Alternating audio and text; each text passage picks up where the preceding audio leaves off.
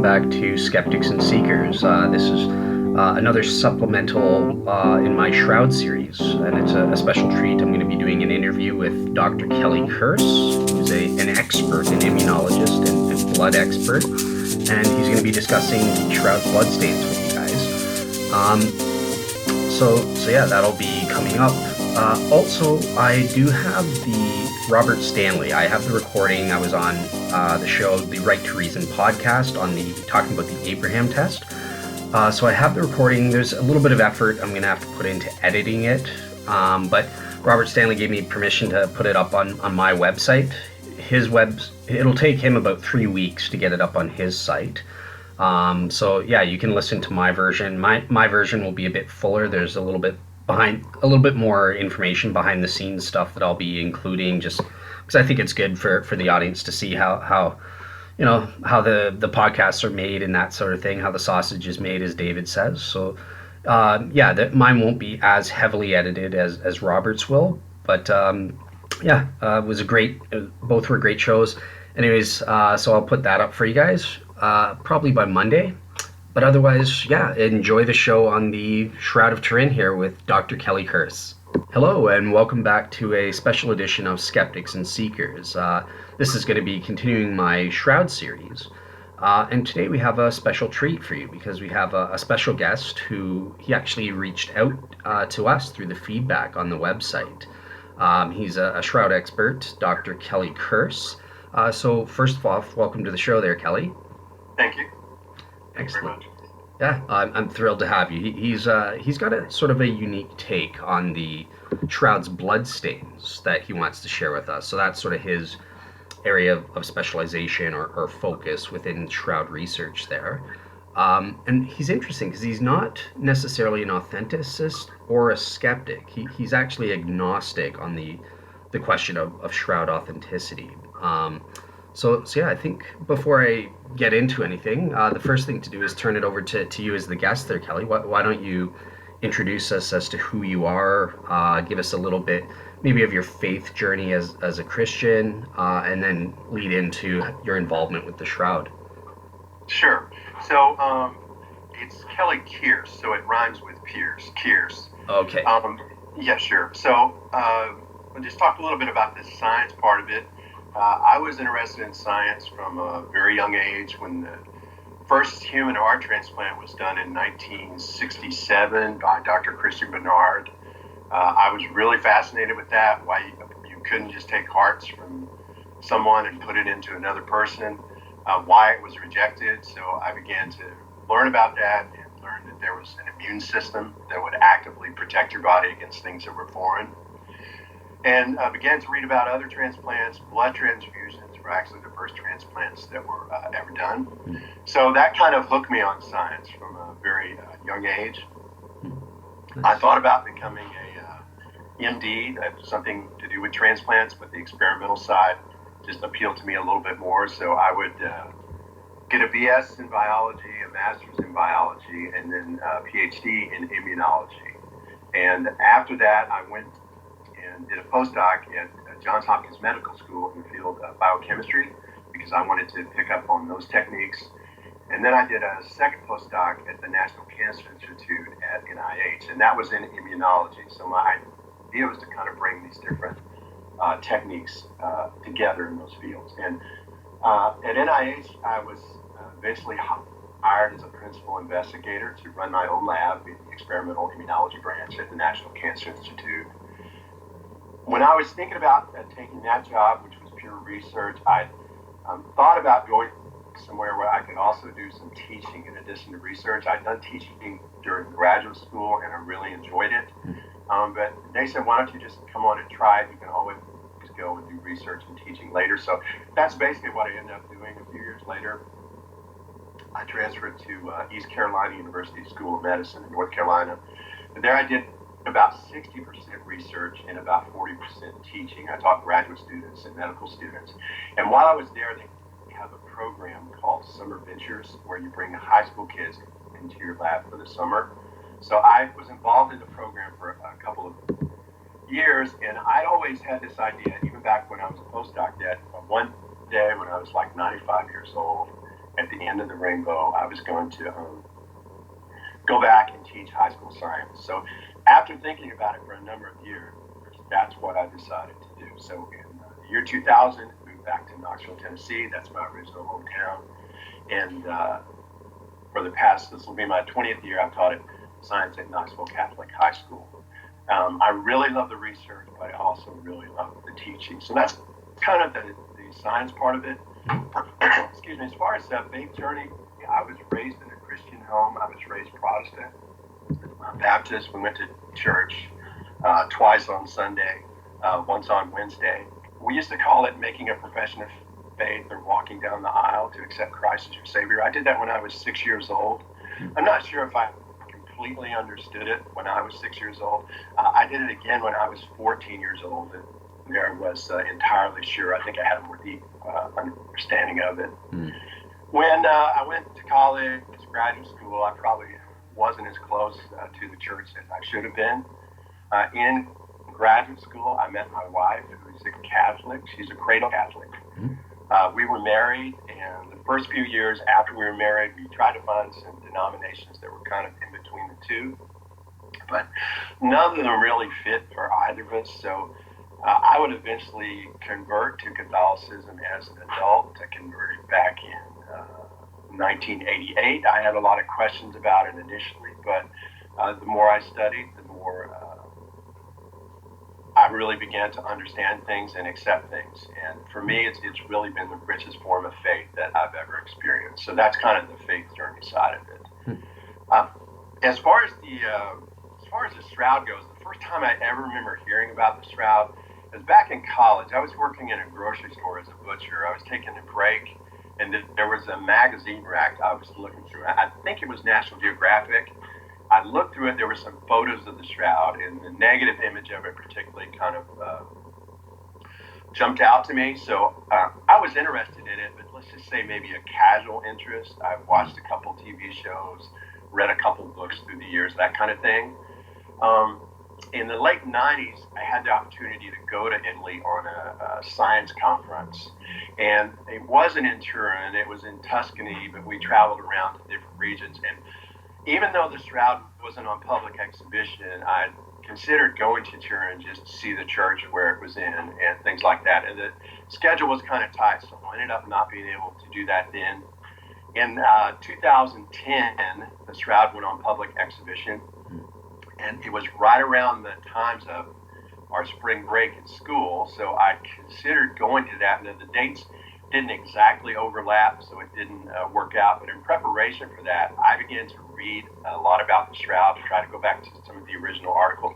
And I also listened to a lot of Shroud podcasts. And because of my background, the blood studies just kind of naturally jumped out to me. So I began to listen to some of the things that were being said, and there was some truth in part of it. There was also some things that I think were kind of a misunderstanding. I wasn't really sure where they'd come from. So I started to kind of dig deeper and deeper into the Shroud then. And the Shroud usually go on with 5 questions on something. You'll come out of it with 50, and your interest just kind of keeps getting deeper with it. At least mine did. And the year 2015, the Shroud was on public exhibition again. So I was able to go to Turin this time. I actually went with the tour group that was led by Dr. Jackson, who spearheaded the STERA team, which I'm sure we'll talk about, by Dr. Jackson and his wife, Rebecca. So that was a really cool experience. Turin wasn't the only place in Italy that we went. We toured around, but we spent a couple of days there, and Dr. Jackson talked on the Shroud quite a bit. And after you go through the main line, you can go to the back of the church there in Turin, and you can sit as long as you like and see the Shroud from some distance. So during lunch one day, just the two of us, Dr. Jackson and I, walked over to have another look. And he stopped and showed me where the equipment first rolled in to do the test, and around the back of the building when the Shroud came down this hallway, this is the room, et cetera, et cetera. So that was kind of a really cool experience to have that sort of one-on-one opportunity with him. He's a very interesting man to talk to. I also had the opportunity to look at some of the slides from the Max Fry collection, and these were in possession of the late Dr. Wanger, who since passed away. But when Dr. Wanger was alive, I was able to to go to his house and to look at these slides. These are sticky tape lifts that were taken from the surface of the shroud. The main ones I was interested in the bloodstains. So he had an absolutely killer microscope. He was very gracious, very generous in letting me have a look at those. Excellent, excellent. Yeah. Well, I'm very excited to have you on the show. I think you're going to Well, have thank you. a lot to contribute for us, and I know some of my listeners. I sort of announced this to build anticipation for the show, so I know that they're really looking forward to hearing what you have to say as well. Okay. Um, Perfect. So one thing, just before we start getting into the main topic about the bloodstain, I'm just sort of curious about your take as a Christian scientist. What do you make of the evidence for and against the shroud having belonged to the historical Jesus versus being a medieval fake? Yeah, what do you make of that sort of evidence? Sure. So, as far as the shroud goes, I really don't consider myself either an authenticist or a skeptic. Is the shroud real? For me, I simply don't know. I view myself as a scientist who happens to be a Christian, and a Christian who happens to be a scientist. I don't think that science will ever be able to prove that the shroud is authentic. However, I think one or two experiments they could potentially show that the shroud's not genuine. I mean, for the main issues, it's difficult to do the experiment, to put a person into a lab and resurrect them. It's not a thing that's easily done. And in issues like this, there's always going to be a point where the science is going to end and the faith has to extend it from there. I mean, as I mentioned, I'm a Catholic Christian. I certainly believe in the resurrection. The Gospels tell us that Christ's body was wrapped in a shroud. I believe there was a burial shroud at some point. Whether this was it, personally, I'm not sure. I mean, it certainly could be, and if it is, I mean, that's an absolutely incredible thing. Even if there's a 10% chance that it could be real, that's an incredible thing. So the shroud is something, it's a real unique mix of science and faith. These are separate, but they're ultimately complementary. It's very, very intriguing. And scientifically, though, I think you have to be objective. So again, authentic or not authentic, for me personally, is still an open issue. Gotcha. So I guess from even through your lens then of focusing on the bloodstain evidence from you would say from a historical lens of asking this question that the science just won't get us that the blood evidence won't be able to prove that. I don't think you could ever prove that it's authentic, but I think you could chip away and look at things, and then you can make reasonable conclusions from it. Yes, I think more study could lead to more questions being answered. I don't think science could ever allow you to absolutely prove that this is 100% authentic. Prove is a really, really strong word in that scientific context. Gotcha. Perfect. Yeah. Well, I think the thing to do is okay. Well, let's look at what we do know about the bloodstain evidences here. So, obviously, as you'll be aware, one of the central areas of controversy between the pro-shroud and shroud skeptic sides is on the nature of these bloodstains that we have on this cloth. Is it real blood or real human blood, or is it paint or some kind of artistic substance? So yeah, in the first place, as this is your area of expertise, have we scientifically verified that the shroud's bloodstains are in fact real blood or something else? And yeah, maybe just sort of walk us through some of the history of the scientific and forensic investigations that have been done on the bloodstains there as well. Sure. So to absolutely prove that the shroud wrapped Jesus from blood evidence, for this you'd have to turn to something that's very, very specific, such as DNA analysis. DNA analysis, they're by nature comparative. So to begin to even consider that type of test, assuming that the DNA on the shroud was in good enough shape to analyze and so forth, you'd first have to have a control sample that was a verified control sample of Jesus' DNA to compare it to. That doesn't exist. So as far as definitively proving that the shroud wrapped Jesus from blood evidence, really not doable that way. Now, as far as have we proven that it's real human blood, I think you have to break that down into a couple of parts. Real blood components, I would say yes, in my opinion.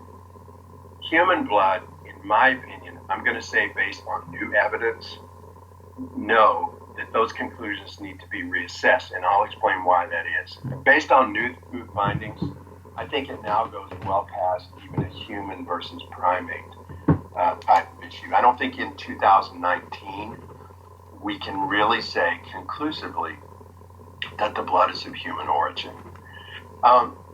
So how do you know that blood's even present, or as far as what's been done on the Shroud? That began in the year 1973. Those were the very first tests that were done on the Shroud Bloodstains. It was done by an Italian group of experts, Rocci and colleagues. They obtained negative results, but they ran into some problems with solubilization, that is, getting the sample into solution. And that's really necessary to make a fair ruling on those type of test results. So they essentially concluded that their findings were inconclusive. So they couldn't tell whether blood was present there or not. And the Italian scientist, Bologna, he would repeat these kind of experiments a couple years later. He ran into similar problems with getting the samples into the solution, obtained a similar result, that is inconclusive. He really couldn't say one way or the other whether blood was present. Now, if you fast forward a few years to 1978, this is when the STERP investigation was performed, Shroud of Turin research project. Over 30 scientists allowed to examine the Shroud for around 120 hours. Samples were taken then, as well as by the Italian scientist, Bologna. He also took some samples at that time. Their sampling methods were different. The STERP team used specially designed tape. It was designed by the 3M company. It was very lightly adhesive, so it wouldn't leave a residue behind on the cloth. Bologna would use forceps to actually remove targeted threads from the Shroud. STERP sampled from both the ventral as well as the dorsal part of the image. Bologna, removing the threads, would only remove them from the dorsal part. Presence of blood is, is initially determined by so-called first-round test or presumptive test. These involve the detection of hemoglobin. Hemoglobin is the signature molecule of red blood cells. Its job is to carry oxygen throughout the body. To put it in context, a single red blood cell, it contains about 250 million hemoglobin molecules. And most of these kind of tests, they're based on the fact that hemoglobin has peroxidase activity. That is, if you add in hydrogen peroxide, it will break it down, and then the product of that will go on to interact with the substrate and give you a particular color, showing you that the result's positive. These type of tests really work best with fresh blood. With aged blood, they can be a little bit problematic, so you turn to some other methods. For example, you can take acetic acid and salt and heat it. If hemoglobin is present, this is called the Teichmann test. You'll get formation of specific types of crystals that have a very unique shape. So this is one of the types of tests that was done on the Shroud samples. You look at this under the microscope to visualize those particular type of crystals. Another type of test that was done is you can use spectroscopy. Spectroscopy looks at absorbance of molecules under a particular wavelength of light. Hemoglobin has a very unique profile. Using spectroscopy, you can tell whether oxygen's bound to it, whether there's no oxygen bound to it, whether other things are bound, and so forth. So in the early 80s, both Kelleher and Adler, scientists from STERP, and also Bologna, they would report detection of hemoglobin by using those chemical methods. And Kelleher and Adler would also show this using spectroscopy methods. They would also report breakdown products of hemoglobin, including bilirubin and bilirubin. The spectroscopy was confirmed in 2015 by Giraldi, and most recently in 2018 by Paulo de Lazzaro and colleagues. Kelleher and Adler also did some chemical tests for another blood protein, which I'll talk about in a few minutes, albumin, and those tests were found to be positive. So these are also called presumptive tests. They indicate that blood is present, but they can't tell you what type of blood that it is. In other words, is it from human, is it from animal, and so forth. So for this kind of test, you have to turn to immunology. You have to turn to tests involving antibodies. These are are also known as serological tests. You can also do it using molecular biology techniques involving DNA methods. Immunological methods, again, also called serological tests, because these can tell you what species the blood came from. Excuse me. They could also tell you what blood type it is, potentially A, B, or O. DNA tests can tell you all of the above, plus they can determine if the blood is from a male or from a female. Shroud blood is most often reported as being human blood type AB. Sometimes it's reported as AB positive, sometimes reported as AB negative. The positive and negative designation, that refers to something called the Rh factor. That was discovered in 1940 through work with rhesus monkeys, which is where it gets its name. Shroud blood samples have never been examined for Rh factor, so though you'll see it's AB positive, AB negative, that's just something that's kind of crept in the information and has just kind of been maintained throughout the years. But I personally communicated with one of the scientists that were involved in the studies, and the Rh has never been studied. So we're left with human blood type AB. So let's first look at the human question. How do you really tell if it's human blood or not versus animal blood? Well, two proteins were chosen for that analysis. First is the protein albumin. That's the major protein that exists in blood. It's about 55 to 60% of total blood protein is albumin. It's important for maintaining osmotic pressure as well as its carrier for certain molecules. The second one that was chosen was immunoglobulin or antibody. Excuse me. This consists of about 18% of total protein. Immunoglobulin is a natural product of the immune system, very important for defense. So those are the two proteins that were chosen to be studied, albumin and immunoglobulin. Albumin was studied by Kelleher and Adler of the STERA team. Both immunoglobulin was studied by both Kelleher and Adler as well as Bologna. So these are really the key experiments on which the conclusion that the blood is of human origin is based. And these results have never been published in a peer-reviewed scientific journal. And for Kelleher and Adler, they're only mentioned as one-liners in two papers. They're also mentioned in a couple of books. It's always mentioned as a work in progress. These were among the very last tests that Kelleher and Adler ever did because their sample was starting to run out. Bama Bologna's work has only been published in Shroud specialty journals, in books, and also in conference proceedings, that kind of thing. Now, that's not to say that if you publish in a peer-reviewed journal, anything in a peer-reviewed journal is beyond reproach, or if you publish in a peer-reviewed journal, that's automatic validation, that the work is very solid, etc. That's just the expected route. For most scientists, that's the expected route that you go. And that's something that I found surprising when I started to look at exactly what had been done regarding the bloodstains. But so let's take a look. Let's take a look first at the work that's done on albumin. How would you do this? What did the results show, etc.? Of the two proteins, albumin is the one that's been studied in the most detail. So this is work by Kelleher and Adler. So to do this, here's how you do it. You take human albumin protein, you inject it into another species to immunize it. So the species that was used was rabbit. These antibodies were commercially produced. So the idea is that rabbits have blood. Rabbits have their own albumin. But human albumin is a little bit different than rabbit albumin. So the rabbit's immune system is going to mount a response to that protein. When you inject it, it's going to make antibodies against human albumin protein that's been immunized or injected. So you give the rabbit a couple of extra boosts just to stimulate the immune system to maximize antibody production. And then you remove the antibody. You might purify it a little further, or you just remove it to use it. So now you have antibody against human albumin that was made in a rabbit. Antibodies are really, really small. You can't see them by just looking under the microscope, so you have to add some kind of tag to it that allows you to visualize it. So they use the fluorescent tag in these these studies. It's a very common technique. You hook up a fluorescent tag. So when you look at this under a fluorescent microscope, wherever you see a fluorescent positive signal, wherever you see it glowing, wherever you detect fluorescence, that indicates that the antibody's bound. The more fluorescence you see, the stronger the signal, etc.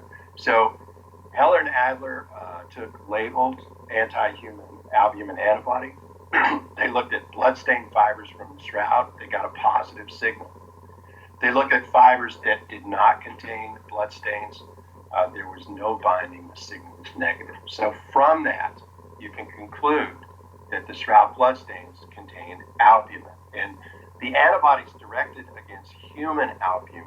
So the suggestion would be there, well, that's human albumin that it's recognizing. But there's something in immunology called cross-reactivity. And cross-reactivity refers to the fact that even though the same protein may be expressed in a lot of different species, and you make an antibody against one particular species, because there are similarities, because after all, the protein has to perform the same function in those different species. Because there are similarities, you can have cross-reactivity. So you could make it against human protein, but it might react with albumin from another species. So this is called cross-reactivity. Heller and Adler were well aware of cross-reactivity. So before they even did any shroud studies at all, they took this antibody that they had, generated in rabbit, so rabbit anti-human albumin, generated in rabbit against human albumin. They tested it against chimp blood from a chimpanzee. They saw a positive reaction, really not unexpected since chimps and humans are fairly similar. They also saw a positive reaction with baboon. When they tested the antibody against cow blood, horse blood, pig blood, the reactions were all negative.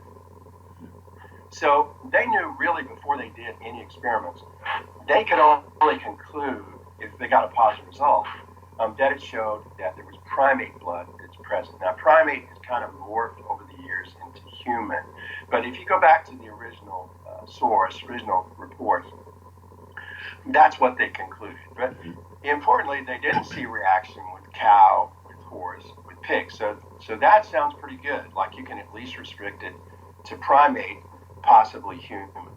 Well, what's now known in the past 40 years or so, since those original experiments have been done, if you look at albumin protein, that same protein that they tested, if you look at it in other species, and if you look at the ability of an anti-human albumin antibody to react with other species not originally tested, such as a rat, such as a mouse, you'll get a very positive response. You'll also see the same thing if you were to test dog blood. In fact, in the past few years, dogs that have low protein levels in their circulation, they're treating dogs by infusing human albumin into them. And this isn't my work. All of this antibody reactivity is work that's done by a lot of different investigators. There's figure 2 in the latest paper I wrote. I think there's a link to it in the show notes. It's called the Blood on the Shroud of Turin, Species Unknown. It's available on academia.edu. Figure 2 shows 3 examples from papers and screenshots from companies that produce antibodies. You can see very clearly the reactivity using anti-human antibody. You can see reactivity with albumin from mice and rats. And when I saw those original results as an immunologist from that background, to me it was like a smoking gun. I knew that the reactivity was much broader than has been previously appreciated. Now, since in the past 30 to 40 years, what's also happened is there's been an absolute revolution in DNA technology, and the genomes, the DNA of many different species, has now been sequenced. So if you look at the albumin on a DNA level or protein level, if you compare human albumin versus albumin from mice or rats or some of these species that cross-react, you'll see that they're very similar. So the DNA evidence really corroborates it. In fact, the most similar species is cat. Cat albumin, of all those species mentioned, cat albumin is the most similar to human albumin. And if you take anti-human albumin antibodies, they'll react with cat albumin as well. So the message is, I think that the cross-reactivity was much broader than previously realized. I mean, if you start seeing negative results with cow, horse, and pig, I mean, you think that things are okay. There's really no need to look any further with this. But when you look at the DNA evidence together with the antibody reactivity, again, it's been demonstrated by many different investigators. This is not my work. I just look through catalogs and papers and saw that reactivity was present and that it's been reported. And I've also personally communicated with some of the investigators that have done the work. So I think if Heller and Adler had known that this cross-reactivity was that broad, they would have either changed the experimental design or certainly they would have made a different conclusion. Now, I also mentioned that there was another protein that was tested, which was immunoglobulin. This was tested by Heller and Adler, as well as the Italian scientist, Bologna. So Heller and Adler, this is scarcely mentioned in their work. Again, it's always just a work in progress, but they never even referred to cross-reactivity with the immunoglobulin studies. Bologna in his reports didn't mention cross-reactivity at all.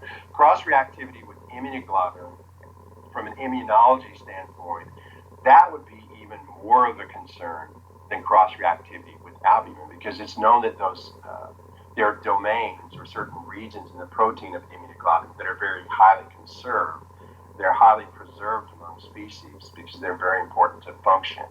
So with that, really, you can't just look at the label of the antibody because it says anti-human. It was raised against the human protein, but that's absolutely no guarantee that it's not going to react with that protein from other species. That's something that you have to experimentally verify.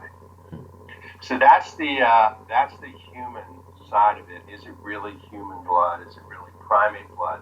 I think based on that new evidence, I don't think you can really go back and say that there is. I think you have to seriously reconsider a reinterpretation of the original results, and that's from an immunological standpoint. Gotcha.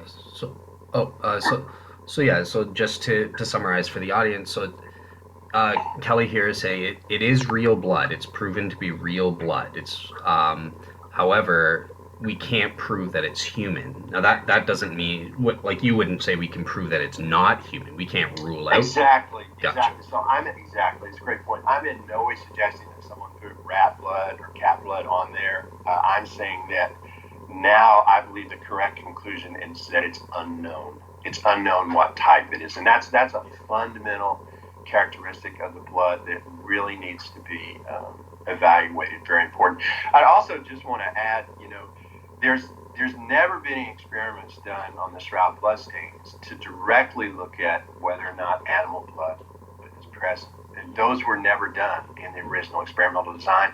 That would never show up in the original experimental design. Scientifically, it would be strongest conclusion if you could directly demonstrate that human blood was present, but you could also demonstrate that blood from the different species was not present. Depending on how you set up the particular experimental design, you could answer several of these questions at the same time. You could really maximize the bang for the buck there. There have been antibodies developed since. In 2010, an antibody was developed that very specifically will recognize human blood products, but it will not recognize blood products from even very closely related primates, such as gorilla, chimpanzee, orangutan, other species, etc. So I'm in no way suggesting that there's gorilla blood or rat blood or anything like that. I'm just saying I think these new findings take it back to square one. They put it back to we don't know what the species is. Gotcha. Perfect. And, okay, and I can also talk about the AB if you'd like me to. So yeah, reported human AB. Yeah, absolutely. We had I know you didn't hear this one, but in one of our older shows, Shroud Wars, where it was me versus Alan, the issue of the AB actually did come up, and the skeptic was sort of challenging that. So yeah, please feel free to mention your take on that. Okay, so AB, what that refers to, these are there's about 30 blood groups on red blood cells. The major one is the ABO system, and then kind of second, that's the one that's most important for transfusion, along with the Rh factor, which is kind of number 2, and then there are a lot of others. So less important in transfusion. ABO and Rh are the main. So the ABO blood groups, they were first discovered in 1901 by Carl Landsteiner, who did some transfusion reactions. So there are 5 in that system: type A, type B, type O, and type AB.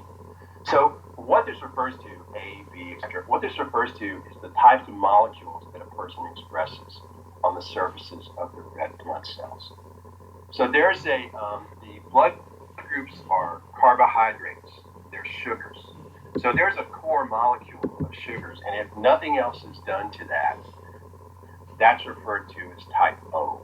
O comes from the word one, O-H-N-E, which means without. So if you have it's without any further modification, that's type of O. Now, some people have an enzyme that allows them to add an additional sugar onto that core. Those people are type A. So they express the core plus an additional carbohydrate. Other people have a different enzyme that adds a different carbohydrate on the end of the core. It's different from the one in A. These people are type B.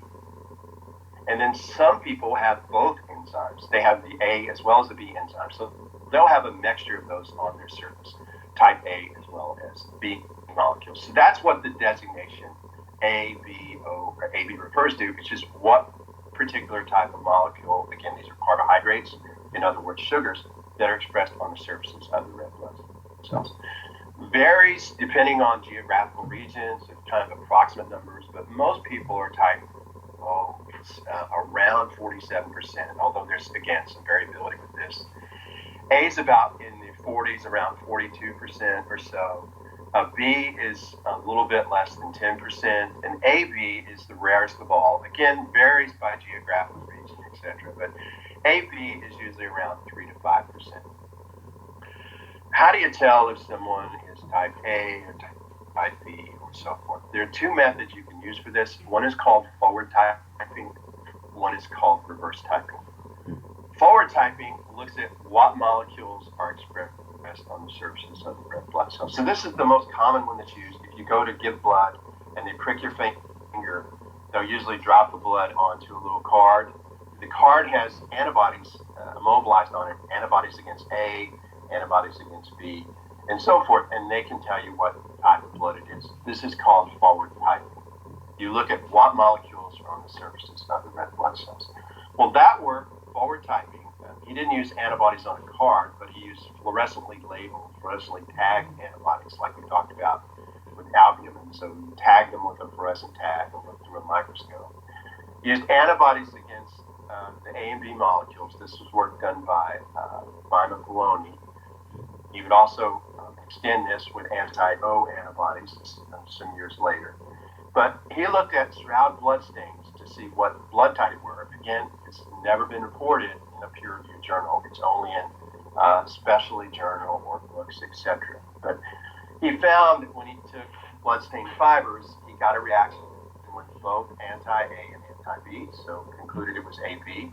When he took non-bloodstain fibers, so right next to the bloodstains as a control, he saw that there was no reactivity. So he concluded that the bloodstains are type AB. Now, sometimes you'll hear the phrase, well, a lot of old blood types is AB. And one of the STERP scientists, Alan Adler, would actually rule these results as controversial because one of the things with AB antigens, their expression is not restricted to human blood cells. These are carbohydrates or sugars. They're found in a variety of organisms, such as bacteria, fungi, etc. So you can have a positive test for AB without a red blood cell being anywhere in the vicinity. So that's why you'll sometimes hear, well, a lot of old blood types is AB. Now, sometimes it does, and sometimes it doesn't, but there is a slant toward that way, where older material, contaminated bacteria, fungi, etc., and the shroud certainly, it's been shown to have bacteria and fungi on it. So you can make the argument, well, that's really what we call false positive. It's not really reacting with AB molecules on red blood cells, but it's in fact reacting with AB molecules from another source. Now, as I mentioned, the controls that were used here, they were right next to the blood stain. So you could argue, well, if it's simple bacterial contamination, eventually those bacteria are going to spill out over into past the borders. And if it's really contamination, I mean, even the non-bloodstained fibers should show a positive result. You didn't find that. And the counter argument is, well, bacteria are always going to be where the food is most rich and most abundant. So they're really going to be heavily concentrated in that blood area, and that's why you find those results there, and you don't find bloodstained fibers. So it's somewhat controversial. Whenever blood is transfused into a person, there's always two tests that are done just to make sure, because if you put the wrong blood into certain individuals, it can be a fatal result. So we talked about forward typing. The other type of test that can be done is called reverse typing. The way reverse typing is done is you don't look at what's on the surface of the red blood cells, but you actually look at what's in the serum part of the blood. In particular, you look at antibodies against ABO molecules. And the way this works, and I'll explain this further, but the way this works is a person will have antibodies in their blood, in their serum, against the ABO molecules that they themselves don't express. So in other words, if a person is type A, in their serum, they will have antibodies against the type B molecule, because to them, it's foreign. If a person is type B, they will have antibodies in their blood against the A molecule. If a person is type O blood, they don't have A or B. They'll have antibodies to both of them in their blood. If a person is type AB, they have both A and B. In their serum, they won't have any antibodies against A or B. So this is why certain people can accept certain blood types and certain people can't. AB blood can accept blood from anyone. O can only take blood from O. O is referred to typically as the universal donor. So that's called reverse typing. It measures what's in the blood, what's in the serum portion, looks for specific antibodies against ABO molecules. Forward typing and reverse typing absolutely complement and cross-check one another, which is why they always do both tests just to make sure the blood type before transfusion. If you know the forward typing results, you can very easily predict what the reverse typing results are going to be, and so forth. Now, as we mentioned, for type AB, in the reverse typing, you're going to get a negative result because they have both of those molecules anyway. So this can be a problem when you go to test age samples that are suspected to be of type AB, because what happens in reverse typing, an efficient readout depends on the antibody molecule being functional. It's not enough for it to simply be there, but it has to be functional, which means it has to maintain a properly folded 3D conformation. It has to keep a very rigid conformational shape in order to effectively function.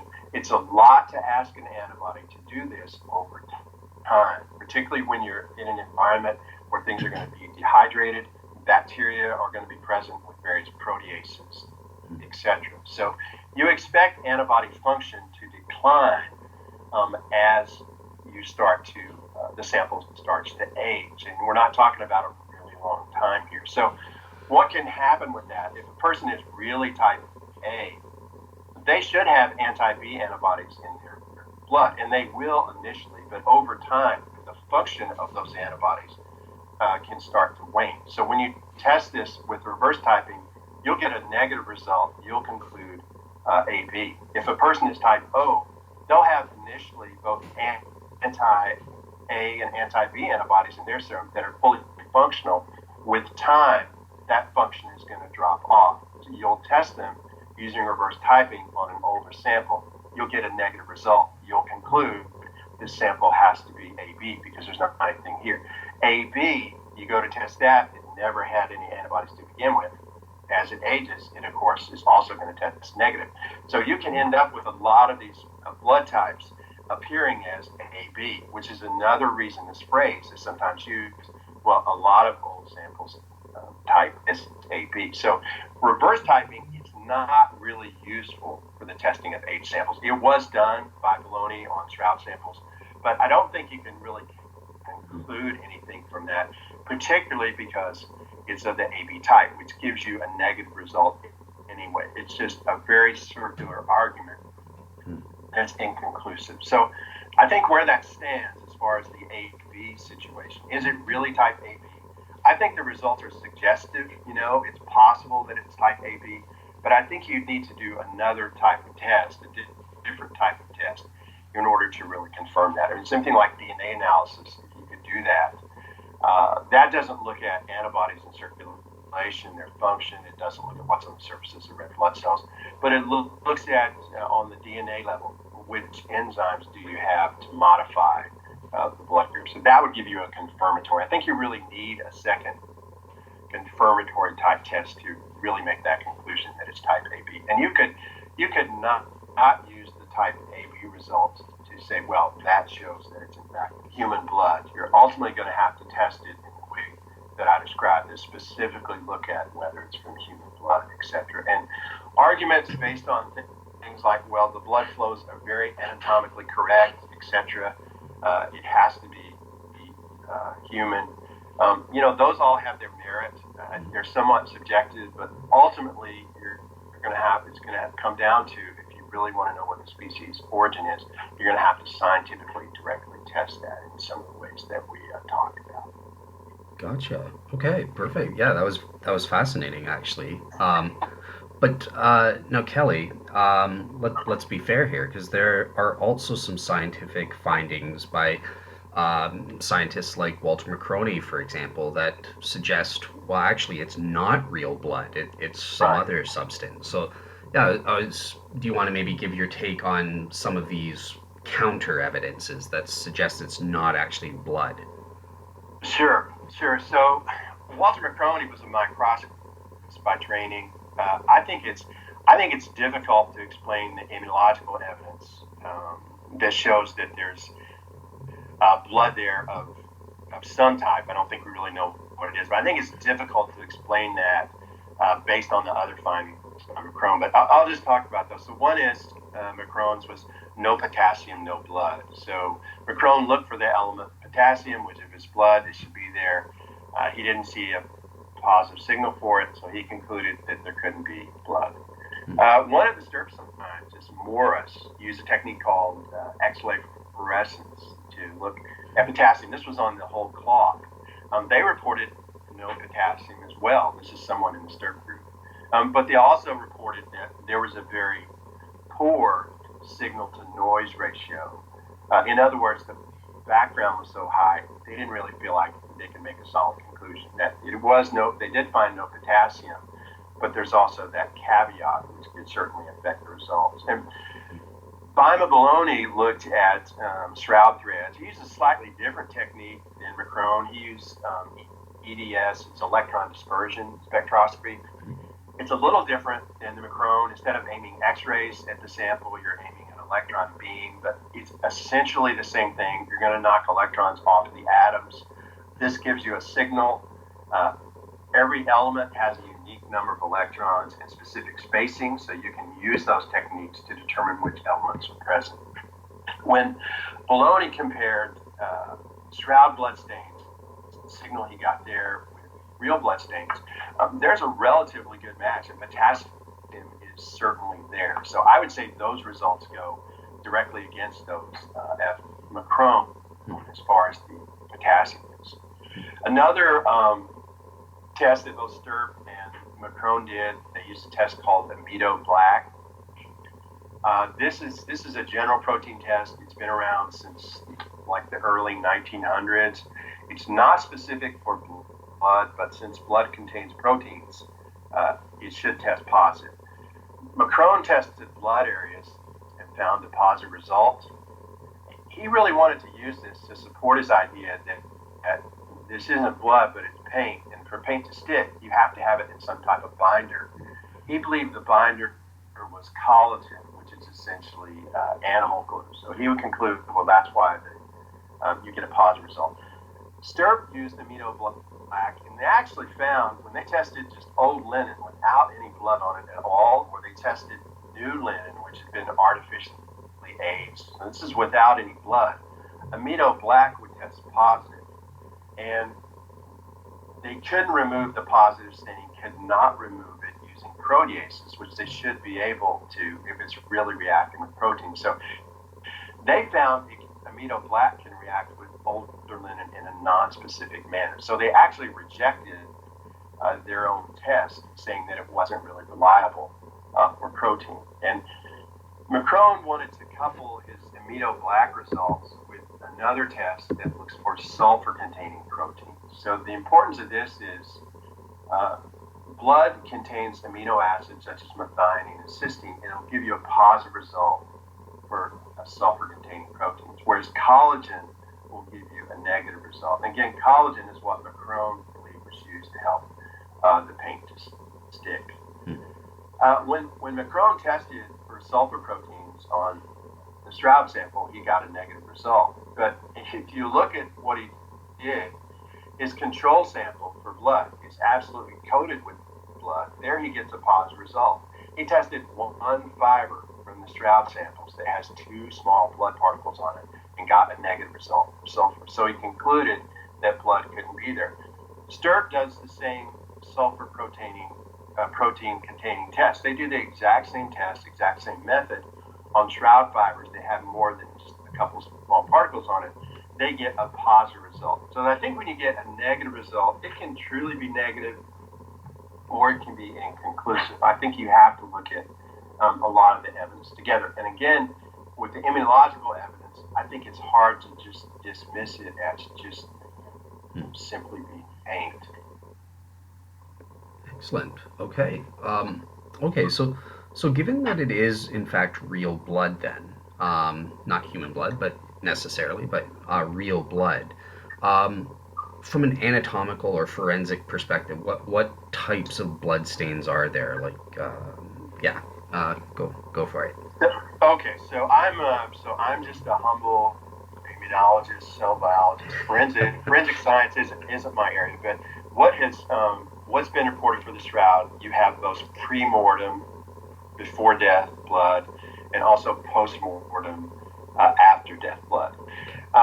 These kind of designations, they're essentially based on flow patterns. So when a person is alive, the blood is under pressure, it's actively pumping, it's going to flow from a greater extent from an open wound. When a person is dead, the pressure's gone, it's more of a oozing out, which Fred Zuckerby showed that you can have blood ooze out from wounds from a person that is dead. One cannot take a bloodstain sample, like remove some of the fibers, and chemically test it or immunologically test it to conclude, well, this is pre-mortem blood or this is post-mortem blood. And you'll hear similar arguments for Shroud blood. Well, it's been shown that there's arterial blood present, there's venous blood present. And this is done largely on the flow pattern and particularly in the context of the image. So again, you can't just take the fibers out from these kind of bloodstains. You can't take the fibers out and say, test them chemically or immunologically, and well, this is from an arterial route, this is from a venous route. So the context of the image is very important in the interpretation of that. And I think it's somewhat subjective. Now, again, I'm not a forensic scientist by any means, but that's just kind of my general take on it. Gotcha. Okay. And from what you know, though, you would be convinced that they're probably right that there are pre and post mortem blood flows on this thing. Or... I'm honestly not convinced. I'm not sure. I would put in the unsure category on that one for me. I'm not saying that it's not, but I'm really not convinced necessarily that it is.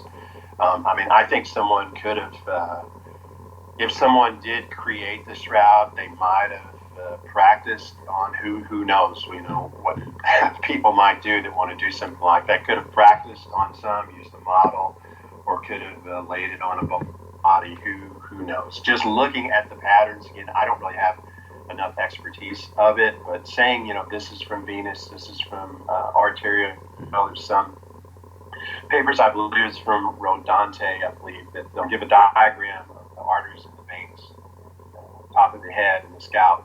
Well, this is where the crown of thorns sat. This thorn nicked this one, and this thorn nicked that one.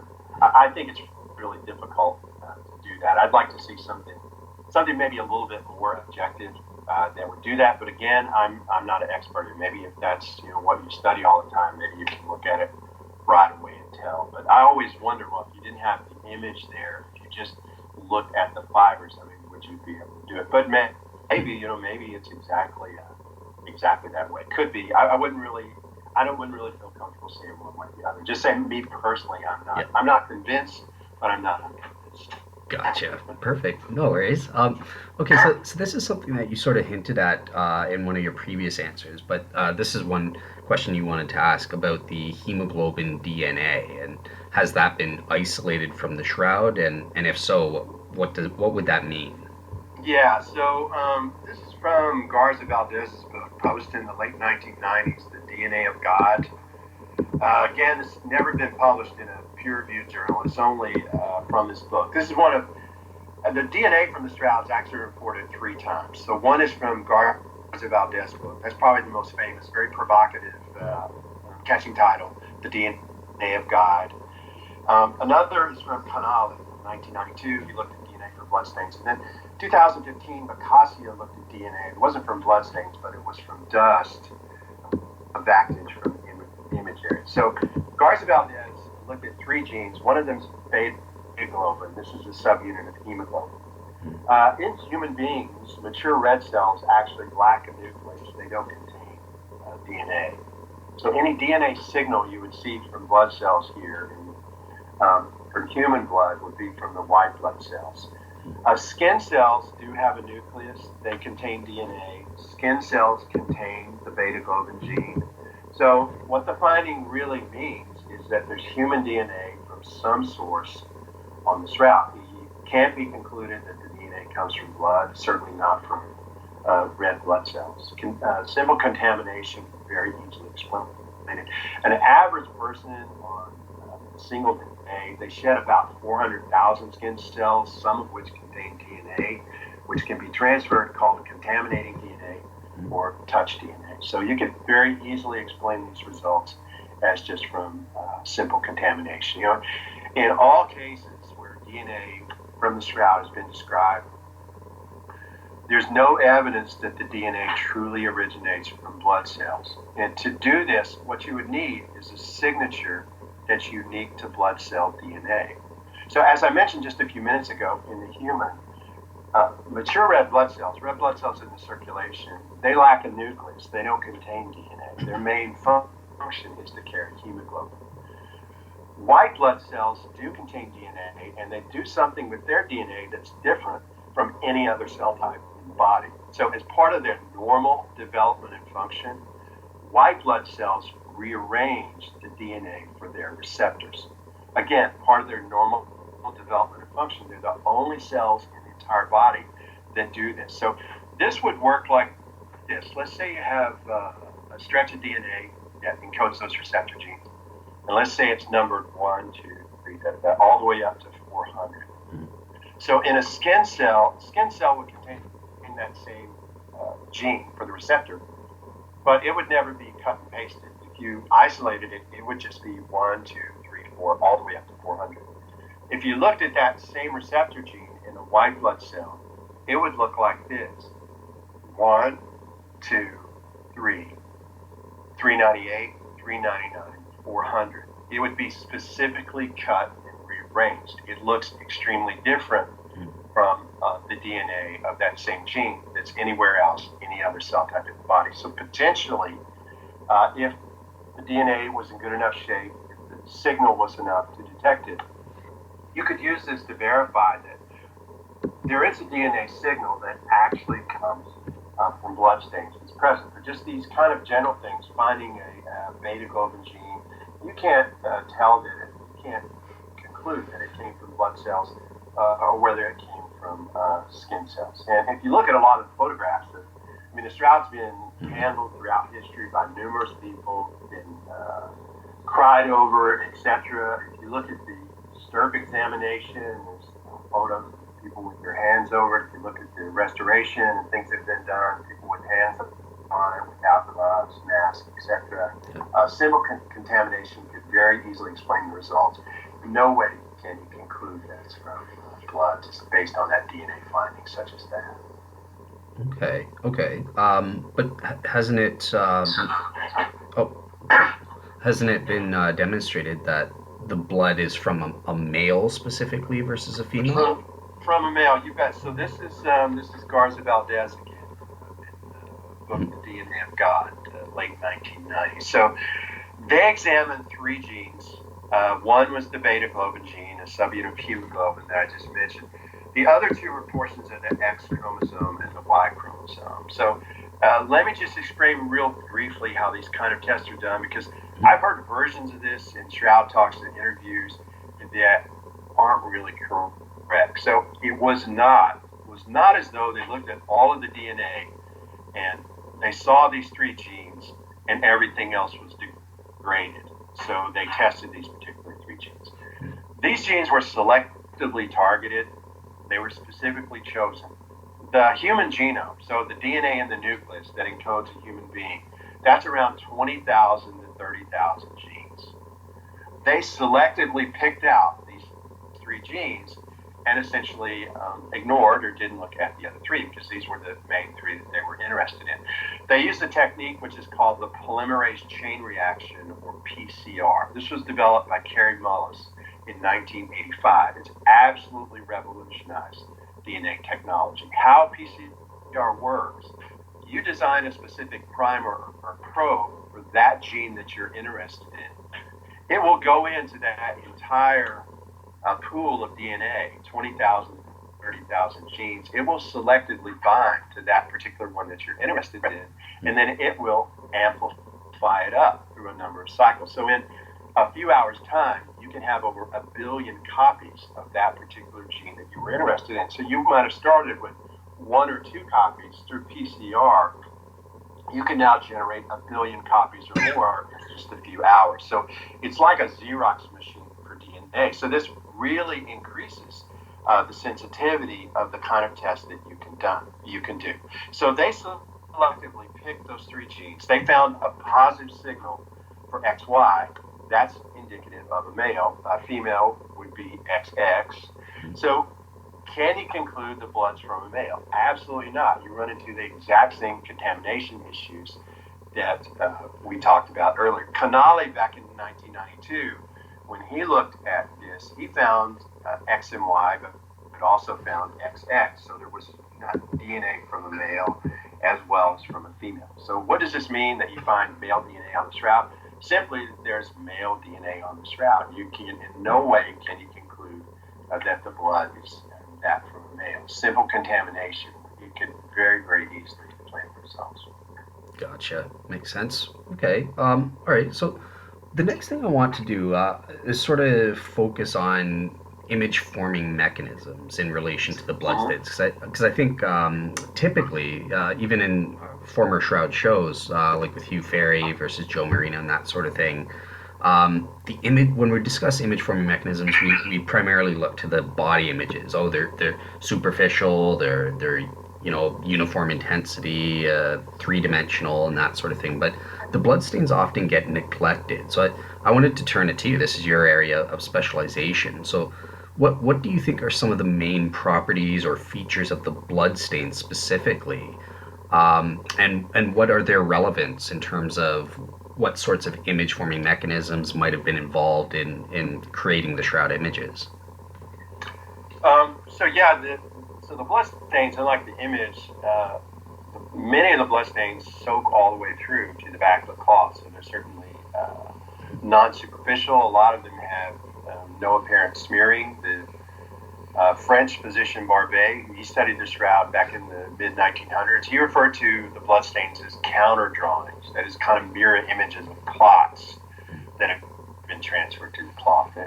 I think a skeptic could argue maybe the edge was smoothed over during application of the blood, and you don't have to add the blood with a brush. You could add it with a cloth or a bone or a sharpened stick or something like that. But I think one of the most telling features of the blood is one that was done by the STERA scientists Vern Miller and Sam Pellicore. They examined the shroud under UV light and took photographs of it. And the Fern Miller photographs, they've actually become available during the last month. It's on a website by Tom D. Mahala and Dr. Gil Lavoie. It's shroudphotos.com. Well worth a look if you're interested in the shroud.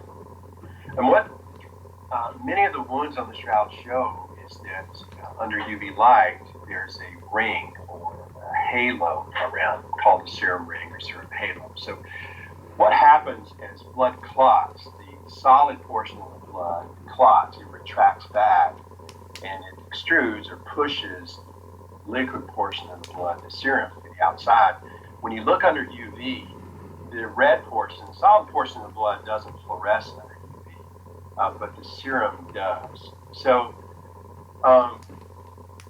that's something very interesting. I mean, it suggests perhaps that it's clotted blood that's actually been transferred over to the shroud, something that's a lot different than somebody just adding it on. I've been interested in these serum halo rings for a number of years. I've been studying them for the past few years. I don't want to say too much about that right now, as I'm going to be presenting some of this at the upcoming Shroud conference in August. But I'll say serum halo formation, their visualization is dependent on a number of factors. There are other explanations besides clotted blood being transferred to the clot. I mean, the argument's often used, well, there's no way a forger could anticipate their eventual discovery by UV light, or a forger would have to paint a ring around each wound, some kind of psychic anticipation that someone was going to eventually discover it. I'll talk about a little bit different take on this. And as far as image formation mechanisms, if you go with the authentic route, I mean, the blood would have been exposed to that process. And one of the kind of interesting features is you have a reddish color of the blood that you wouldn't really expect for older bloodstains, and perhaps the two of those are related. I can talk about that a little bit more if you wish. Yeah, sure. Yeah. Okay. So probably the closest person that's kind of tied those two together as far as image formation and reddish colored bloodstains, probably the closest going right now, I'd say, would be the work by Paulo de Lazaro and colleagues. So they've used UV burst. They can stimulate coloration in the cloth, which could apply to how the image was formed. They also, this is reported in 2018, they've also found that they have blood with elevated concentrations of bilirubin, it appears to stay reddish over time. So perhaps those two are linked, that when the image was formed, that also is responsible for the blood not being quite the color that you might expect. Okay. All right. So you sort of hinted at my next question. I'm actually excited to get your take on this because I'm not sure. Have you seen the paper and experiments by Arthur Lind about? Oh yeah, sure. Yeah. Sure have, yeah. So yeah, basically for the audience, they've done a couple of experiments testing an artistic mechanism, like trying to use paintbrush to paint the blood stains using real blood under the shroud, and they've encountered problems with that. Likewise, they've tried to test the direct contact, and they've come to their conclusions that actually it wouldn't work. There would be problems, so therefore they propose their own supernatural mechanism as to how that would come on. But yeah, I just wanted to get Kelly's take on what did you make of these experiments and that sort and their conclusions in that regard. Okay, so yeah, I'm familiar with the work of Art Lind, really extension of the work done by Gil Lavoie a number of years ago in transfer of blood clots and direct addition of blood, etc. As Dr. Lind showed, there's a number of variables that can affect clotting and their appearance. Temperature, type of substrate is placed on, and so forth. I think something such as examination under UV, I think that could be an additional discriminator that could help sort these things out further. Would Would have been difficult for a forger to directly add the blood, similar results to what you see on the shroud. I personally think it would be difficult, but I don't know if it would really be impossible. I mean, to me, painting a Mona Lisa is certainly toward the impossible end, but to somebody else, it's much more doable. And I don't think someone can dismiss the possibility, and others have suggested this, but there may be some blood stains were there originally, and in an authentic scenario, but certain other ones might have been added afterwards, or certain other ones might have been touched up at some point. I mean, years and years ago, relics were viewed a lot differently than today. There wasn't a lot of thought about preserving them in their original form for future generations, etc. They were often embellished or decorated. Arguments made, a person makes this incredible forgery like the shroud, and it's the only thing they ever do. You never hear about them, etc. And I'm not concluding that the shroud's fake, but just consider a possibility. Maybe the person made it, and then they became ill and died, or they were killed in an accident, and so forth. The truth is, no one really knows. About the Antonacci idea that the blood stains disappeared and then they reappeared, and that they're unlikely to be explained by contact. Involves a supernatural process. I mean, I think a supernatural process is possible. I personally wouldn't rule that out. Resurrection is a miraculous event. It's all about the supernatural. I believe in the miracles described in the Bible. Jesus turned water into wine, etc. I mean, I think if God created the universe, why not these other things? My own personal opinion is that they all fit within the laws of natural science. There's no disparity. It's just in 2019, excuse me, I don't think we necessarily have everything completely figured out. I mean, 100 years ago, what did we really know about DNA sequence of many human and animal genomes? 500 years ago, if someone saw a fighter jet in the street by, or you showed them a video on a cell phone, let's say, that you just made, they wouldn't think those were in the natural laws of science. Entering through closed doors, through disciples, walking on water, I think there's a scientific explanation. It's just that we don't yet know what it is. I mean, God's the author of both faith and science. Ultimately, there can be no contradiction. It's my opinion, but I think we've only scratched the surface of what actually exists. At least I certainly hope so. It'd be a lot more interesting if we didn't completely know everything. About the specifics of the Antonacci idea itself, I would actually disagree. I think the vast majority of bloodstains on the shroud are a result of contact with a bloodstained body, and many of them are soaked through to the other side.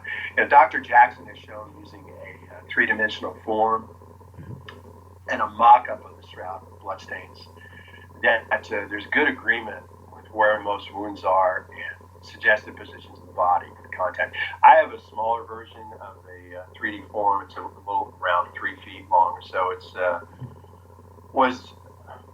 one made by Isabel Pigchick. It was given to me by my late friend Kevin Moran, and it also has, a companion cloth with the image of the shroud and the bloodstain, so you can put the model down and then fold over and look at ventral and dorsal side of the contact. I think for most places, a contact argument would work. Now, there are a few, such as around the arm and around the back of the legs. There's doesn't like any contact there, but maybe what you're looking at there, you're looking at a situation where it's blood versus, let's say, image of blood. And this was an idea suggested by Dr. Jackson a number of years ago, so that when the image formation happened, there were bloodstains on there that had soaked through by contact. I would say most of them got there that way, but maybe for bloodstains that were, let's say, a little bit thinner, or areas that were more abraded, perhaps that image formation mechanism, however it worked, perhaps that also imaged some of those onto the cloth. It would be really interesting if you could look at those versus kind of the more typical blood stains, and then see what kind of characteristics there are. So I don't really favor the idea that the blood stains were on, and they were off, and then they came back on again. I would go with those kind of caveats that I mentioned. I would say primarily by contact. Now, there's certainly some interesting features there. There are some that cannot be explained by contact. Yeah. Yeah, that's what I was gonna ask you. I know this isn't on the list, but just for my as Sure, a quick sure. follow up, for my own interest, because I've discussed this with Barry, Right. as well, and I've sort of questioned. Okay, there are certain blood stains that are uh, from a naturally draping cloth or whatever wouldn't be in contact Right. with the Right. cloth. So in order, if it's direct contact that explains those, then there would need to be some mechanism that puts those in contact in some way, through pressure or something like that. But if that was the case, wouldn't it smear or cause damage to some of the blood stains, or I different think bloods? Oh, and the second part quickly is, not all the blood stains would be in the same state. Like some would be semi-dry versus remoistened or something like that, and you wouldn't get the complete blood stains. I find so. Yeah, like what do you make of those two issues?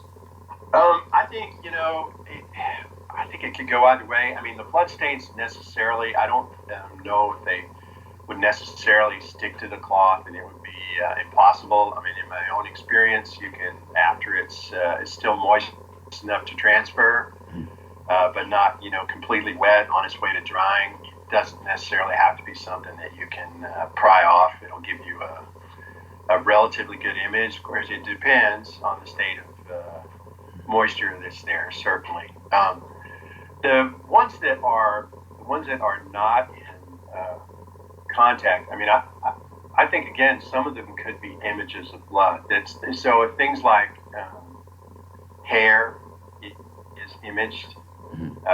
Why not blood is imaged? If it wasn't, physically too thick, that perhaps the signal couldn't go through. So it's a very, very interesting question. I'm not sure if I have a concrete answer to it other than that. Um, I, I think, uh, I think the smearing is especially through an authentic route, the smearing is a very intriguing question. Yeah, I think something would have to happen very powerful and very quick Gotcha. to maintain them in that kind of situation. I mean, we really don't know if the bloodstains are exactly like they were originally. There's some on the top through the folding, unrolling, etc. Probably abraded uh, quite a bit of that blood off. But yeah, certainly a very interesting question. Excellent. Okay, perfect. Yeah. Thanks for doing that additional thing. As I Sure, said, it's sure, sure. that's the question that bugs me. I've gone back and forth with Barry on it a couple times. Uh-huh. So yeah. I used to, my late friend Kevin Moran passed away earlier this year. We used to talk about this all the time, blood versus images of blood, and we would literally spend hours just going back and forth about it. And he used to think that the bloodstains kind of jumped on the cloth, that they kind of similar to the antenage. It was kind of a jump on versus maybe sort of meat. That some of them might have actually been image. It's something we used to talk about. We used to talk about it a lot. It's a very, very interesting question. Definitely. Perfect. Okay, so going back to the skeptical end now, another article that I'll be putting in sources that I'm sure you're aware of is the recent BPA or blood pattern analysis experiments by Garlish Uh-huh. last July. So yeah, that apparently it's been forensically proven. These bloodstains are fakes, artistic fakes. Yeah, what do you make of these experiments and their conclusion? Yeah, so he's going to use try to look at the wound on the wrist to show the pattern blood that runs down the arms, not the same on the shroud. Look at the pattern of blood from a side wound running down. It's not the same in the shroud. Um, they use real blood. For some of the studies, they had anticoagulant added to it, also had preservative added to it, been in the refrigerator before a week. Anticoagulant, I don't know. That's a good route to realistically go. Other experiments were done with synthetic blood. Synthetic blood, sometimes when people use it, they'll put cornstarch in it to kind of thicken it up. It's not the real consistency you want. Now, he didn't use cornstarch or anything like that, but I don't know, if those are really a true fair test of what it might be. And I think the main issue, I mean, apart from those things, the anticoagulant, or those experiments where that was used, and I don't think that's a really appropriate thing, but bigger than that, in general, I I think there are just too many variables. I mean, what about some sweat, some grime on the arm? That could have certainly affected blood flow. Jesus would have been severely dehydrated. That would have affected the viscosity of the blood. Temperature, our lens work, and temperature could certainly have an effect on clotting. So I think there are just way too many variables. I don't think you can do a study like this and say, well, we found that it didn't match the pattern. Okay, great. Yeah, thanks for your take on that there. Okay, so one question again related to the image formation process, but this in regards to how do the shroud's bloodstains relate to the body images and their formation process? Because I take it you would agree that it's not the same process involved in forming both images. So, Sure. yeah, how do they relate to each other in the first place? Well, I think from an authentic standpoint, you would go the bloodstains came first, and then the image came second. And the bloodstains, from an authentic standpoint, bloodstains being on the body, they would be subjected to whatever mechanism it is that form the image. So, as I mentioned earlier, one thing that could possibly tie those two together is the work by Paulo de Lazaro and colleagues. In short UV burst, you get coloration of the shroud.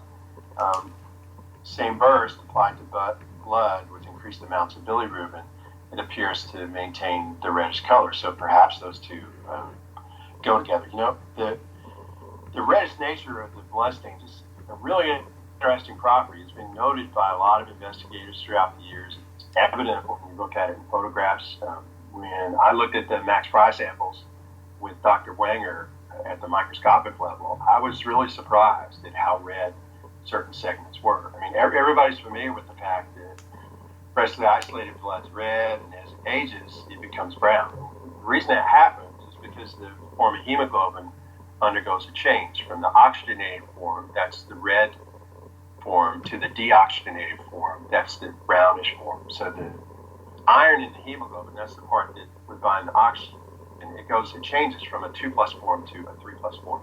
You look at the blood on the shroud, it's been shown to be in the deoxygenated form. It's expected for older blood, but instead of that brownish color, it still has kind of a reddish appearance. And there's quite a few theories that have been put forth to try to explain that. There's a hemolysis theory of Ray Rogers. So hemolysis just means hemolysis, or lysis of red blood cells.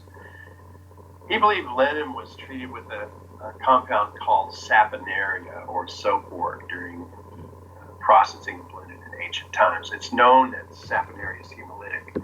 In other words, it lyses red blood cells. Rogers once reported that if you add blood to saponaria-treated clot, 30 years later, that blood still stays red. If you add blood to non-treated clot, that blood 30 years later is black. However, there's no data that's ever been published for that. No pictures have ever been made available or provided. And I myself have looked at saponaria in various forms, other hemolytic agents. I'm going to talk about this at the upcoming conference in August. You can see prolonged redness with saponaria treatment, but it's not as straightforward as it sounds. There's a twist or two that's involved there. Another idea is that carbon monoxide is responsible for the red color. The carbon monoxide actually binds to hemoglobin with an affinity 200 times greater than that of oxygen. So given the choice, hemoglobin is always going to bind carbon monoxide preferentially over oxygen. That's why carbon monoxide is such a deadly poison. When carbon monoxide is bound to hemoglobin, the blood takes on a very bright red, sometimes it's called cherry red appearance. It's even redder than usual. In patients where they suspect carbon monoxide poisoning might be involved, emergency personnel look for reddish color of blood, and also a lot of times you can see reddening of the skin. When hemoglobin breaks down, one of its byproducts is carbon monoxide. And increased breakdown of hemoglobin, that would be expected in someone undergoing physical trauma, scourging, crucifixion. Bima Bologna suggested, he was the first to suggest that carbon monoxide produced during hemolysis binds to hemoglobin, and then that carbon monoxide stays in place, and that's why the blood on the shroud is red. Carbon monoxide, when it's bound to hemoglobin, it has a really distinct profile that you can detect using spectroscopy methods, looking at the absorbance patterns under specific wavelengths of light. And in 2018, Paulo de Lazaro looked at those absorbance patterns and found that it was not consistent with having carbon monoxide bound. I've taken fresh blood, I've streamed carbon monoxide over it. This is done carefully controlled under a fume hood, so you don't want to try this at home, but I've put that over blood and it does turn red, and then I've spotted it onto filter paper and also linen. After a couple of days, the color does not persist. It turns brown, just like untreated blood. And if you look at the spectroscopy of it, the carbon monoxide, it's initially bound, and then it converts to the deoxygenated form. So that theory doesn't really appear to be true to explain why the Shroud bloodstains are red. Probably the best known explanation is that of Alan Adler. He suggested the blood had a really high bilirubin content, indicative of somebody who had undergone some great physical stress. Sometimes in Shroud talks, you'll hear that bilirubin is hemolytic. It's not really true. It's really backwards that way. So hemolysis, the lysing or breaking of the red blood cells, that occurs first.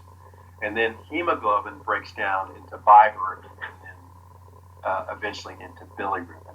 So Adler proposed that blood that has high bilirubin stays red, and he said that if you put high concentrations of bilirubin into blood in vitro, mix this up, the blood was similar to that on the Shroud, but this was never published. There's never any data or pictures of this that have ever been shown.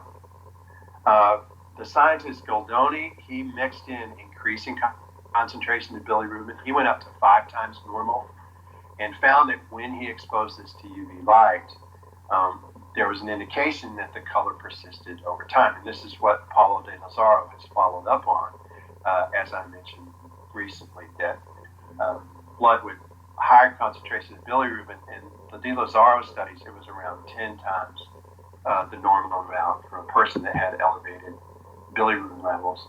And after hitting it with UV light, which perhaps something like that could be involved in the image formation mechanism, the color of the blood, red color, seems to persist over a number of years.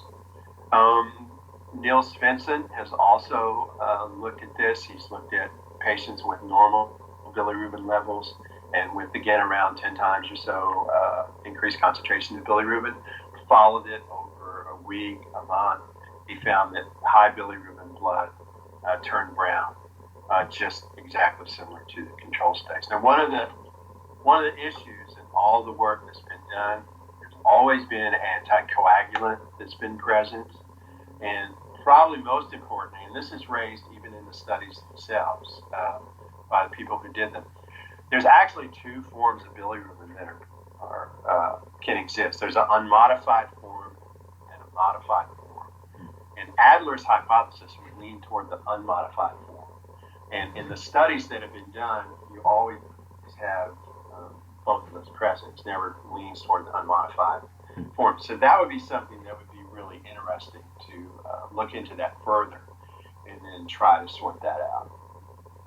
Gotcha. Perfect. Okay. Well, yeah, but that covers all of the list of my questions for you. But before we close out, I just want to turn it over to you. Is there anything left that I've forgotten to ask you about, either about the Shroud's bloodstains or just about the Shroud topic in general that you want to say before we close out? So just in general, I think just to reemphasize, it's always important to go with the original sources to try to keep an open mind.